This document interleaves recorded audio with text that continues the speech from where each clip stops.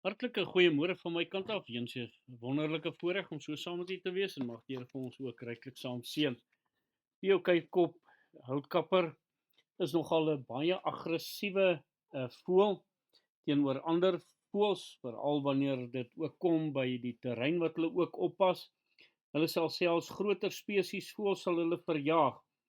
Hulle is nogal baie beskermend oor hulle nes, selfs teen ander kuikop houtkappers. Hulle maak juis hulle nes ook in boomstompe, soos in hierdie geval aan die linkerkant waar daardie nes dan ook uitgehol word en daar sit die ou houtkappertjie met van die hout wat hy daar uitgehaal het uit daardie nes binne in sy bek en dan gebruik hy ook bestaande neste of hy sal dan 'n nes gaan uithol en selfs sal hy ook ander neste van ander voëls dan oorneem as dit dan moet. Wonderlik hoe die Here dan ook op hierdie manier kom onderneem, hoe hierdie voëls ook maar vir ons diep lesse kom leer. Net so wil die Here ook vir ons kom leer dat ons 'n leerbare gees moet hê. Ons weet die verhaal van Job en dit wat alles met Job gebeur het en hoe die Here self op 'n punt moes gekom het om met Job ernstig te praat. En Job moes hierdie belydenis dan ook teenoor die Here gedoen het in Job 42 vers 2 en verder aan. Ek weet dat u alles kan doen en geen plan vir u onuitvoerbaar is nie. Dit moes hy eers agtergekom het nadat die Here dan ook vir hom gewys het wie hy werklik is en wat God in staat is om te doen. En nou sê hy, wie verberg die raadsbesluit daar sonder kennis? Die Here kom en hy openbaar kennis aan 'n mens en so het ek dan gespreek sonder om te verstaan, dinge te wonderbaar vir my wat ek nie kan begryp nie.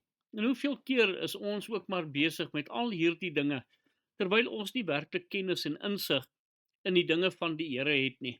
Maar ons wil onsself voordoen asof ons redelik goeie kennis het. Job 42 vers 4 moes Job dan ook kom bely. Hoor tog, en ek sal spreek en ek sal u ondervra en onderrig u my. Job moes by daardie punt gekom het waar hy maar sy trots en dinge in die sak gesteek het. Ons weet hoe Job dan homself probeer beskerm het teenoor die ander totdat hy 'n werklike ontmoeting met God gehad het. En hy moes dan ook gesê het, maar Here, ek wil by daardie punt kom dat u vir my sal kom leer. En sal ons ook daardie leerbare gees ook ontwikkel soos Job dan ook gesê het. Want wat sê hy? Volgens hoor sê het ek van u gehoor, maar nou het my oog u gesien. Wonderlik wanneer 'n mens in die teenwoordigheid van God kom en 'n mens werklik besef wie is God en wat hy werklik kan doen.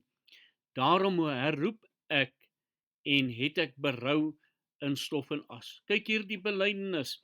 Wanneer 'n mens by daai punt kom, wanneer jy dink dat jou kennis is so baie dat jy by 'n punt gekom het waar jy dalk 'n bietjie jouself op 'n hoër trappie plaas as ander, waar jy hoogmoedig begin raak, waar jy verwaand later begin raak, omdat jy gedink het dat jy meer weet as wat ander weet, of selfs dat jy jou in dieselfde posisie as God wil plaas. Job moes by daai punt gekom het, waar hy homself weer moes verneder, in stof en as, 'n berou gekry het, en hom voor God verneder het.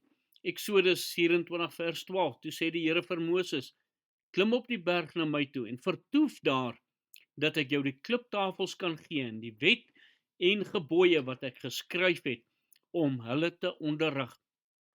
Gedagte van onderrig is om 'n leerbare gees te hê, om oopgestel te wees en toe te laat dat God se woord in my hart kan kom afsak, sodat ek dit ook kan prakties uitleef, dit wat God van my vra. Moses moes op die berg geklim het, om hierdie kliptafels, hierdie wet van die Here te ontvang, om ander te onderrig. En interessant, dat hierdie volk het vir 'n jaar lank omtrent daar by Sinaï vertoef, om die wet van die Here te ontvang, om onderrig te word in die gebooie van die Here. Esra 7 vers 10, want Esra het sy hart daarop gerig, om die wet van die Here te ondersoek en te betrag, en om Israel die insettinge en verordeninge te leer.